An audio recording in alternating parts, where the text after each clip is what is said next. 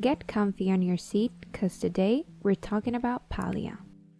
Palia is a cozy multiplayer sim game, and at first I thought it was everything I ever wanted. In Palia you explore an open world full of wonder, featuring two main areas for material gathering, Kilima Valley and Bahari Bay. Most of the characters can be found in Kilima Valley, as it is where the town is located, but you can find a few Palians as well living on Bahari Bay. You should look out for them, they're quite interesting. There is also a difference in materials between both areas. Bahari Bay has more advanced items that require more advanced tools. You have to grind a bit to level up the major skills of the game to get recipes from the NPCs who specialize in those specific skills. This way, you can gather different materials and craft higher level tools.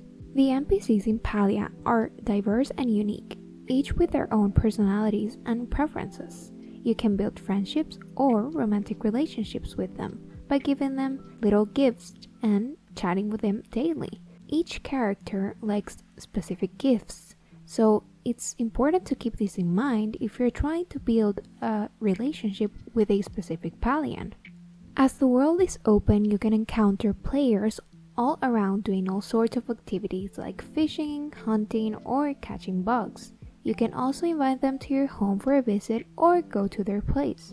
This multiplayer aspect opens up possibilities for you to play with your friends, which can be quite nice. The game mechanics have been built so activities like co-op cooking can be performed, or hunting, which is made easier if you have several people trying to take down a jumping Cernuk or chopping down a flow tree. The story in the game is also quite nice and easy to follow. Palia is a world where humans are legendary creatures of the past who had great mastery of magic and are now reappearing into this wonderful world. You, as a newly risen human in this world of colorful human-like creatures, start to investigate the disappearance of humans by going into their old temples to find clues. This kind of reminded me a lot about Zelda games, as the temples are full of little puzzles, although these ones were easier and sometimes a bit annoying. As the game is still in development, the story isn't yet finished, and that's when the game can start to get a bit repetitive and boring. I found myself grinding to get materials to build more furniture or to find gems to build up my relationships with the NPCs, as you can only give them a gift once every day. Because of the grinding factor, which I found to be more important in the earlier part of the game, my backpack got full quite often. This was more of a short-term problem, as you can upgrade your backpack by paying a fee. But in general, at the beginning of the game, you have no money to do that, and you either have to walk around back and forth from your home plot to the explorable world, or you can use the fast traveling system in the game, which is kind of poop. You have to go to these random camps on the map and go up to some billboards where you select the name of the location where you want to go. I mean, it's not even a map.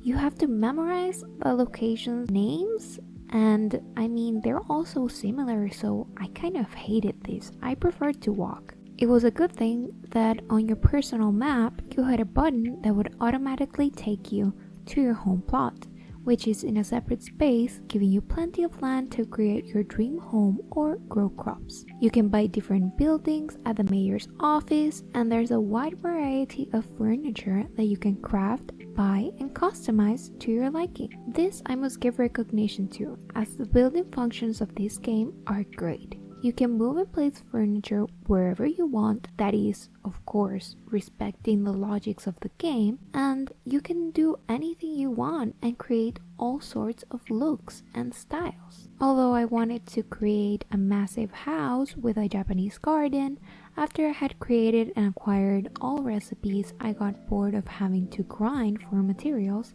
and money to expand my home. I can mostly look past all the things I don't like about this game since it's on early access, and it still has a lot of potential and time to grow and change and improve. but I actually thought that the multiplayer aspect was done very badly, and it was a feature I mostly looked forward to. The multiplayer is completely unnecessary, and actually most of the features built for it are literally the thing I hate the most about this game, like the stupid float trees.